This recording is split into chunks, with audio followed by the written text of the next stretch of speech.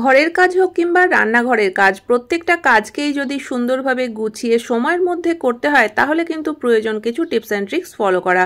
বন্ধুরা, প্রত্যেক দিনের মতো বেশ কিছু সাংসারিক টিপস নিয়ে আজও হাজির হয়ে গেলাম। আশা করি প্রত্যেকটা টিপসই তোমাদের কাজে লাগবে। টিপসগুলো ভালো লাগলে চ্যানেলটিকে সাবস্ক্রাইব করে নিতে একদমই ভুলো না। তো নমস্কার বন্ধুরা, মৌস প্যাশনে তোমাদের সকলকে স্বাগত জানাই।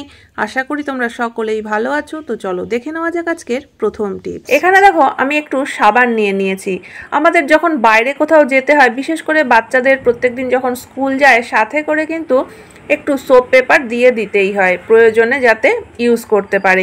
কিন্তু অনেক সময় হয় যে আমরা খুঁজতে গিয়ে হয়তো দেখা গেল যে সোপ পেপার নেই, বা হয়তো আমাদেরই কোথাও বাইরে বেরোতে হচ্ছে, সাথে একটু সোপ পেপার রাখার প্রয়োজন। কিন্তু সোপ পেপার না থাকলে তখন আবার কোথায় কিনতে যাব সেই মুহূর্তে, তখন কিন্তু এই ঘরোয়া টিপসটা আমরা ফলো করতে পারি। যে কোনো একটা সাবানের টুকরো নিয়ে নাও, আর এখানে নিয়ে নিয়েছি আমি একটা পিলার। আর এই পিলার দিয়ে দেখো সাবানের থেকে বেশ কিছুটা অংশ এইভাবে আমি বের করে নিচ্ছি। তো এবার এরকমভাবে যতটুকু প্রয়োজন বের করে নিয়ে একটা ছোট্ট কন্টেনারের মধ্যে করে যদি এই সাবানের টুকরোগুলো রেখে দেওয়া যায়, তাহলে এই কন্টেনারটা কিন্তু আমাদের নিতেও কোনো অসুবিধা হবে না ব্যাগে, বা বাচ্চাদেরকেও যদি ব্যাগের মধ্যে করে দিয়ে দিই তাহলে কিন্তু তাদেরও কোনো সমস্যা হবে না। আর যখন হাত ধোয়ার প্রয়োজন হবে তখন এখান থেকে একটা টুকরো বের করে নিয়ে একটু জল দিয়ে হাত ঘষলেই কিন্তু দেখতে পাবে হাত একদম ফেনা হয়ে যাচ্ছে। তো সেক্ষেত্রে হ্যান্ড ওয়াশ বা সোপ পেপার কোনো কিছুরই প্রয়োজন হবে না। তো আশা করি বন্ধুরা এই ছোট্ট টিপসটাও তোমাদের কাজে লাগবে। চলে যাচ্ছি 2 নম্বর টিপসে। সবসময় যদিও আমরা শাড়ি পরি না, কিন্তু কখনো কখনো কোথাও যাওয়ার জন্য শাড়ি তো আমাদের পরতেই হয়। আর শাড়ি পরার সময় একটা সমস্যায় আমাদের প্রায় সময় পড়ে যেতে হয়, সেটা হচ্ছে যদি আমরা খুব হালকা শাড়ি পরি তাহলে হয়তো পিন করার সময় অতটা সমস্যা হয় না।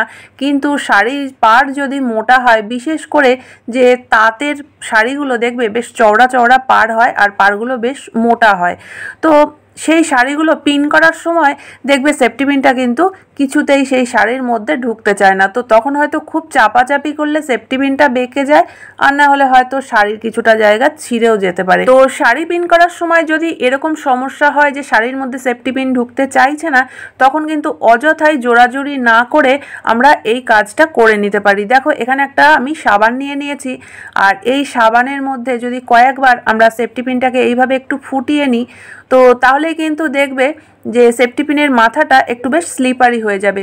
তো চাইলে কিন্তু তোমরা সেফটি পিনের মাথায় সামান্য একটু জলও লাগিয়ে নিতে পারো, তাহলে কাজটা আরও সহজ হয়ে যাবে। তো তারপরে যত চওড়া বা মোটা পাড়ই হোক না কেন, আমরা যদি পিন করতে যাই তখন কিন্তু দেখবে সেফটি পিনটা খুব সহজেই শাড়ির মধ্যে ঢুকে যাচ্ছে। তো এতে করে সেফটি পিনও ভেঙে যাওয়ার বা বেঁকে যাওয়ার কোনো সম্ভাবনা নেই, বা আমাদের শাড়িও ছিঁড়ে যাওয়ার কোনো সম্ভাবনা থাকবে না। তো আশা করি বন্ধুরা টিপসটা তোমাদের কাজে লাগবে। ভালো লাগলে অবশ্যই লাইক কমেন্ট করো। তো চলে যাচ্ছি 3 নম্বর টিপসে। ঢেঁড়সের সবজি বা ঢেঁড়স ভাজা খেতে কিন্তু আমরা প্রায় সকলেই ভালোবাসি, কিন্তু ঢেঁড়স কাটার সময় হয় সমস্যা। কারণ পরিবারের সকলের জন্য যে সবজিটা বানানো হয় সেটা তো আর অল্প স্বল্পতে হয় না, একটু বেশি পরিমাণেই করতে হয়। আর বেশি পরিমাণে এই একটা একটা করে ঢেঁড়স নিয়ে কাটতে কিন্তু খুবই বিরক্ত লাগে। তো এই সহজ পদ্ধতিতে যদি আমরা কেটে নিতে পারি তাহলে কিন্তু কাজটা আমাদের অনেকটা সহজ হয়ে যাবে। তো এখানে দেখো, আমি একসঙ্গে অনেকগুলো ঢেঁড়স হাতের মধ্যে করে মুঠো করে নিচ্ছি। তবে সাইজগুলো যদি এক সমান হয় তাহলে কিন্তু ভালো হয়, কারণ লম্বা ঢেঁড়সের মধ্যে কোনো একটা ছোট ঢেঁড়স কিন্তু না নেওয়াই ভালো।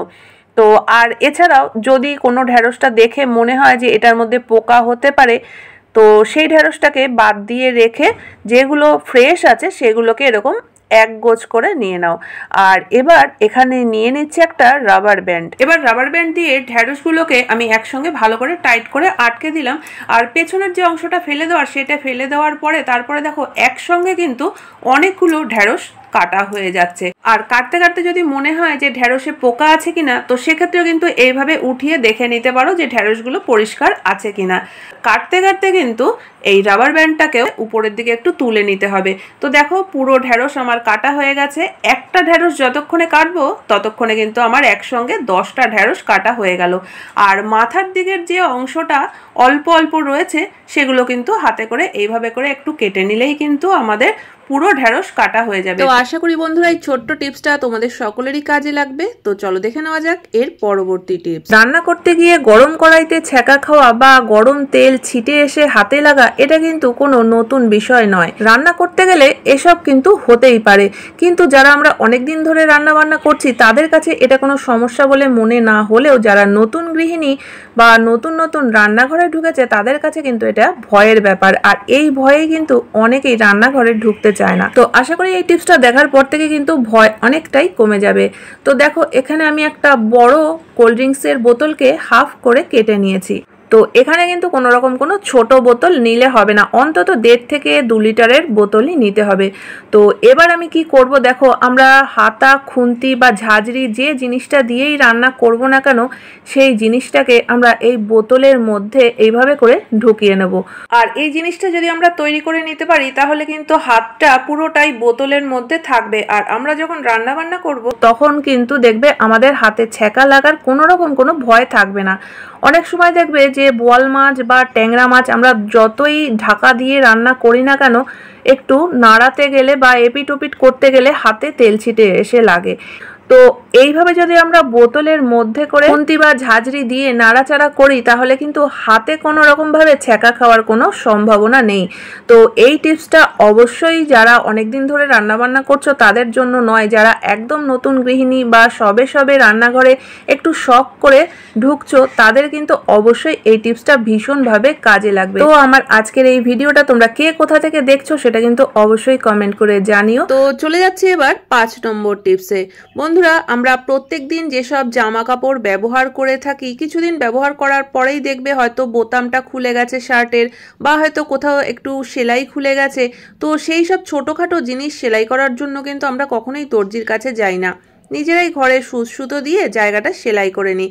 কিন্তু এই সেলাই করতে গিয়ে দেখবে অনেক সময় যে আমরা তো প্রত্যেক দিন সেলাইয়ের কাজ করি না, আর থাকতে থাকতে সুচগুলোতে কিন্তু একদম জং ধরে যায়, আর এই জং ধরা সুচ দিয়ে কিন্তু সেলাই করতেও খুব অসুবিধাই হয়ে যায়। তো তখন তো আমরা নিশ্চয়ই আবার নতুন সুচ কিনতে যাব না।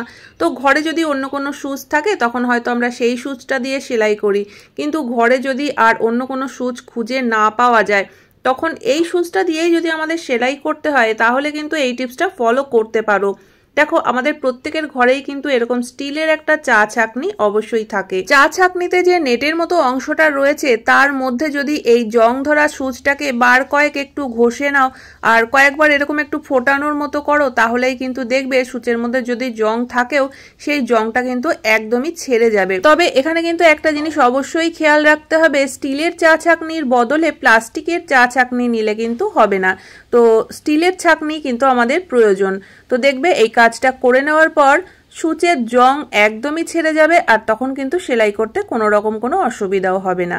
তো আশা করি বন্ধুরা আজকের প্রত্যেকটা টিপসই তোমাদের কাজে লাগবে। কোন টিপসটা সব থেকে বেশি ভালো লেগেছে অবশ্যই কমেন্ট করে জানিও।